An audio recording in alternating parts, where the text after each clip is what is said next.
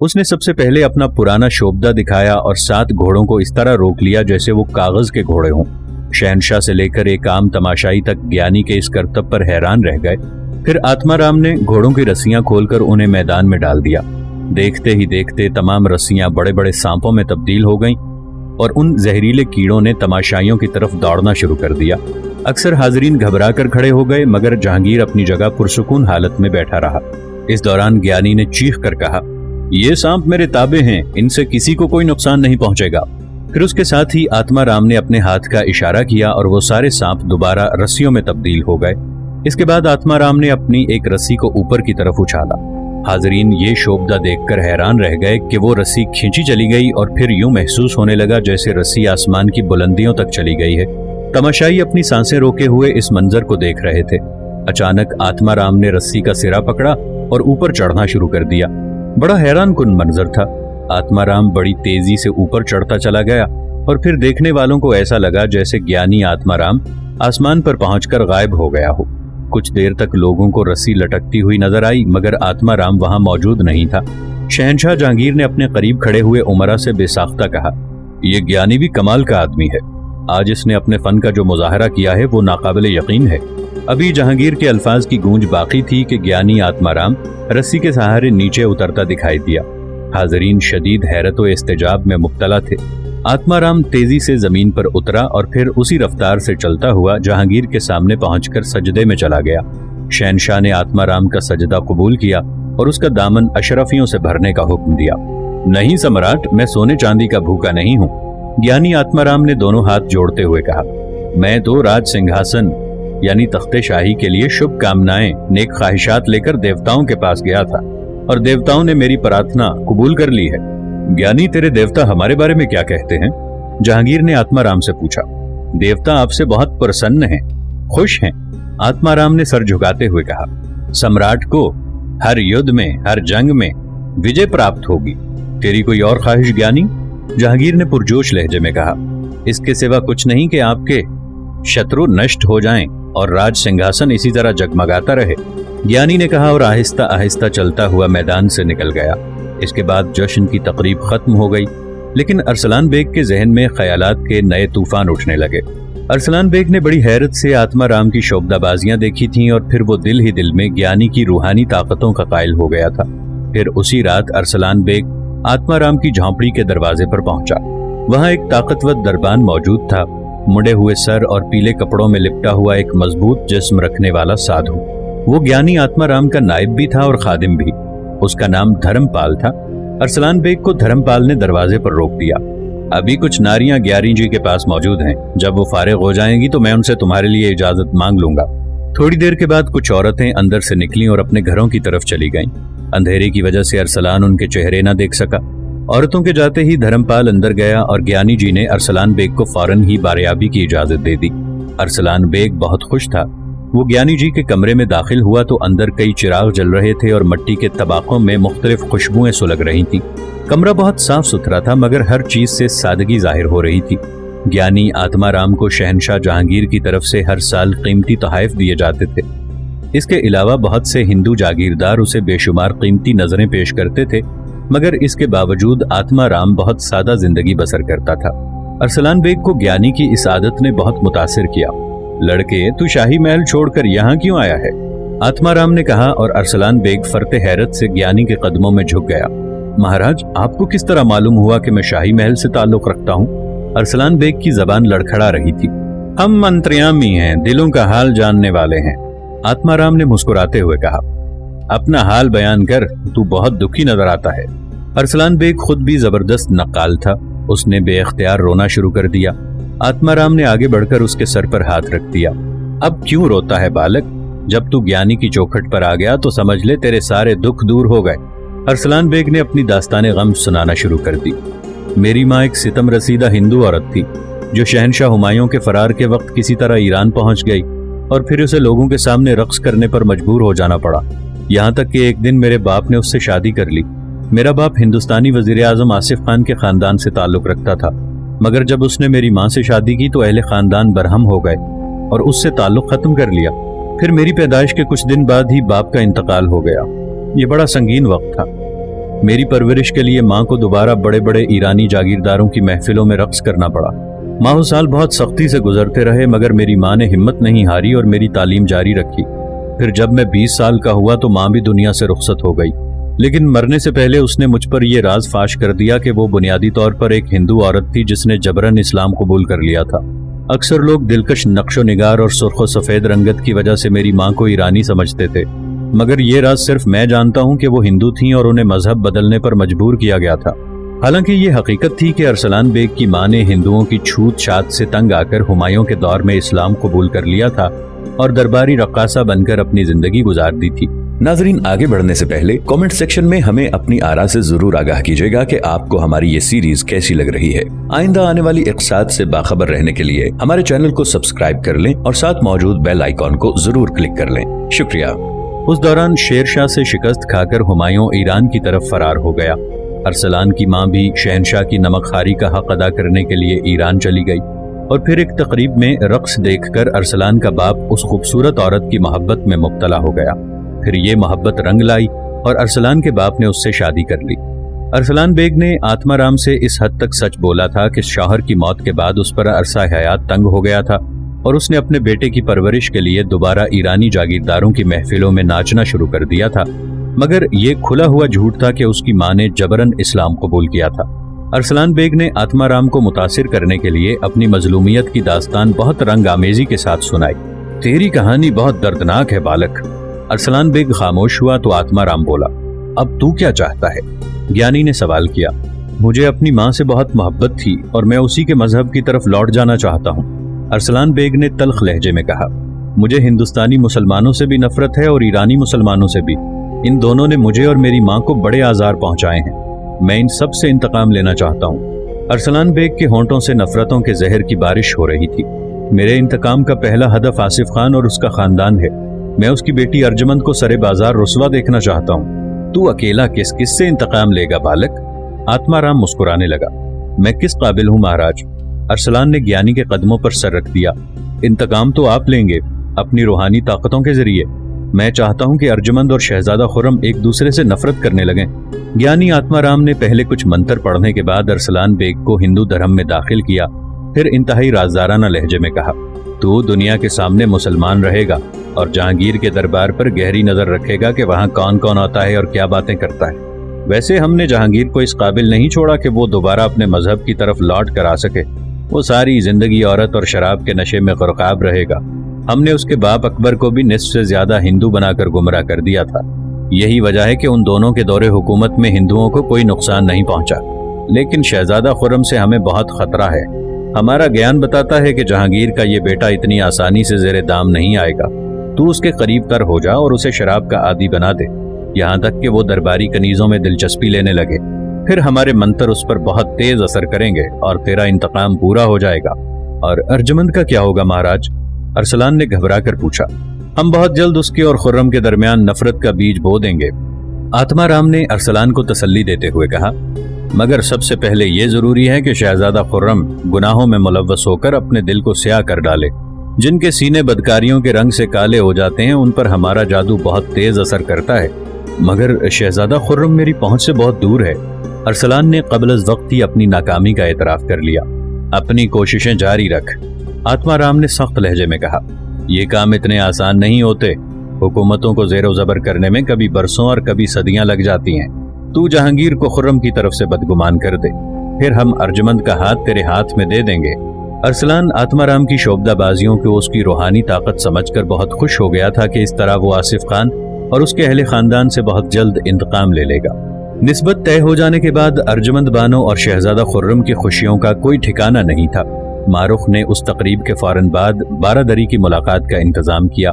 इस बार कदरे बेतकल्लुफी की फजा पैदा हो गई, मगर अब भी अर्जुमंद और खुर्रम के दरमियान एक मखसूस फासला बरकरार था। हम सोच भी नहीं सकते थे अर्जुमंद बानो कि इतनी जल्दी ये फासले खत्म हो जाएंगे। खुर्रम ने ख्वाबनाक लहजे में कहा, जिल्ले इलाही का हम पर बहुत एहसान है कि जलालत माब ने हमारे ख्वाबों को ताबीर बख्श दी, मगर शाहों के फैसले बदल भी जाते हैं शहजादा आलम।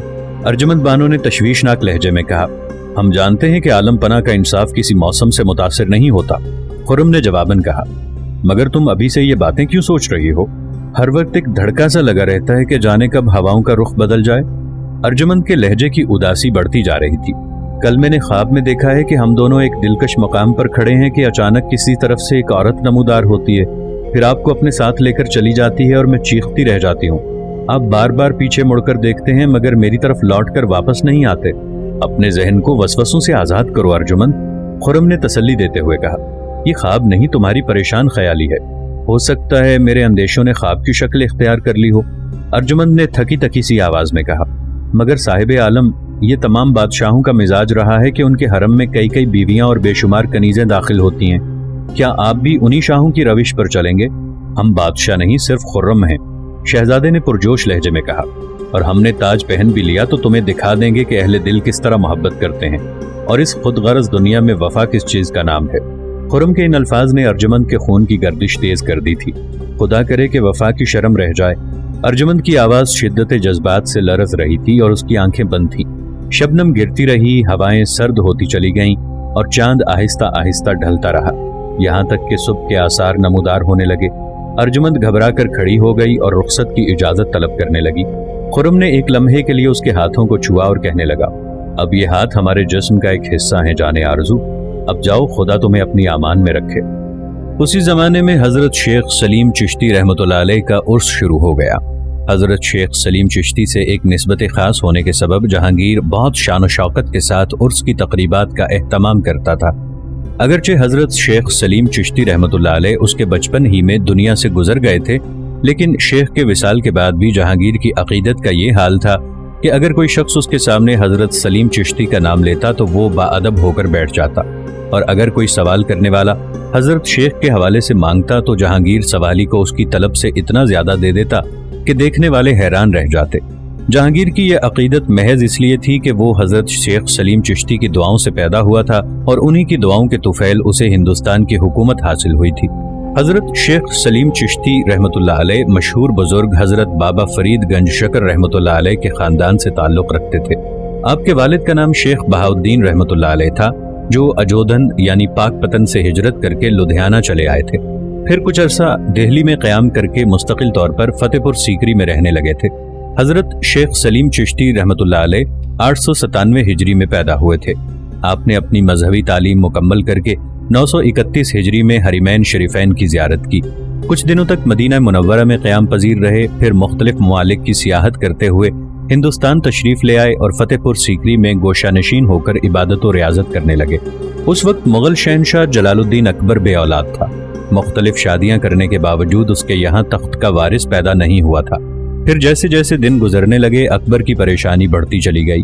इसी दौरान किसी साहिब ने मशवरा दिया कि वो हजरत शेख सलीम चिश्ती रहमतुल्लाह अलैह की बारगाह में हाजिर होकर अपने लिए दुआ कराए।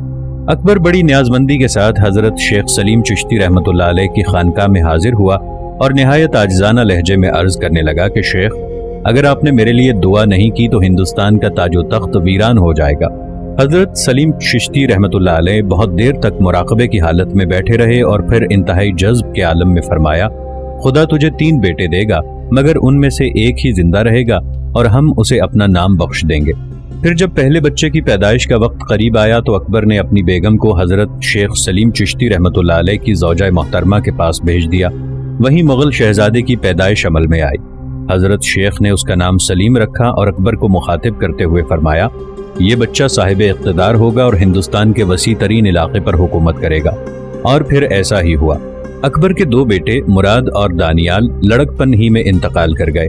सिर्फ सलीम जिंदा रहा और अब वही सलीम ताजो तख्त का मालिक था और हजरत शेख सलीम चिश्ती रहमतुल्लाह अलैह से बेपना अकीदत रखता था। हर साल 29 रमज़ान को सरकारी सतह पर हजरत सलीम चिश्ती रहमतुल्लाह अलैह का उर्स मनाया जाता था। उर्स की तकरीबात हर 7 दिन तक जारी रहती थी। ईद के दूसरे दिन शहनशाह जहांगीर अपने उमरा और वज़रा के हमरा हजरत शेख के मज़ार पर चादर लेकर हाजिर होता। फिर बहुत देर तक सलीम चिश्ती के कदमों की जानिब हाथ बांधे खड़ा रहता। इसके बाद फतेहपुर सीकरी के फ़कीरों और मोहताजों में लाखों रुपए तकसीम करता। ईद के तीसरे दिन तमाम शहजादे और शाही महल की ख़वातीन मज़ार मुबारक पर हाजिरी देती। उस साल भी हस्बे मामूल शहजादा खुसरो, शहजादा परवेज़, शहजादा शहरियार और शहजादा खुर्रम हजरत शेख सलीम चिश्ती रहमतुल्लाह अलैह की बारगाह में हाजिर होने के लिए शाही महल से रवाना हुए थे। تینوں شہزادے ہمیشہ ایک ہی دعا کرتے کہ خدا انہیں شہنشاہ کی نظروں میں سرخرو کرے اور پھر شہنشاہ کے بعد انہیں تاج و تخت کا وارث بنا دے۔ مگر شہزادہ خرم اپنے تینوں بھائیوں سے مختلف دعا کرتا تھا۔ اے قادر مطلق، زمین و آسمان بھی تیرے اور ملک و مال بھی تیرے، تو جسے چاہے عزت و سربلندی بخش دے اور جسے چاہے ذلیل و رسوا کر دے، تجھے تیرے فیصلوں سے روکنے والا کوئی نہیں۔ تیرا یہ بندہ عاجز خرم تجھ سے صرف تیرے رحم کی بھیک مانگتا ہے، اسے اسلام پر قائم رکھ اور عزت کی زندگی عطا کر۔ اس سال چاروں شہزادے حضرت شیخ سلیم چشتی رحمۃ اللہ علیہ کے مزار مبارک پر حاضری دینے کے لیے فتح پور سیکری پہنچے تو ایک عجیب و غریب واقعہ پیش آیا۔ مبارک شاہ قلندر فقیروں کی قطار میں کھڑا ہوا پوری طاقت کے ساتھ نعرہ زنی کر رہا تھا۔ لوگوں غور سے سنو، آج میں ہندوستان کی حکومت فروخت کر رہا ہوں، جسے تخت و تاج کی ضرورت ہو وہ مجھ سے خرید لے۔ زائرین نے قلندر کے اس اعلان کو بڑے حیرت کے ساتھ سنا۔ جو لوگ مبارک شاہ سے واقف تھے انہیں اچھی طرح معلوم تھا کہ یہ شخص کبھی کسی سے بات نہیں کرتا، اور جو لوگ قلندر کی حیثیت سے بے خبر تھے ان کی نظروں میں وہ ایک پاگل انسان تھا جو بوسیدہ حالت میں ہوتے ہوئے ہندوستان کے تخت و تاج کو بیچنے کا اعلان کر رہا تھا۔ شہزادہ خسرو سب سے آگے تھا۔ جب وہ مبارک شاہ کے قریب سے گزرا تو قلندر نے انتہائی باروب لہجے میں اس سے کہا، تو ہندوستان کی حکومت خریدے گا؟ شہزادہ خسرو ایک فقیر کے اس طرز تخاطب پر غصے سے پاگل ہو گیا۔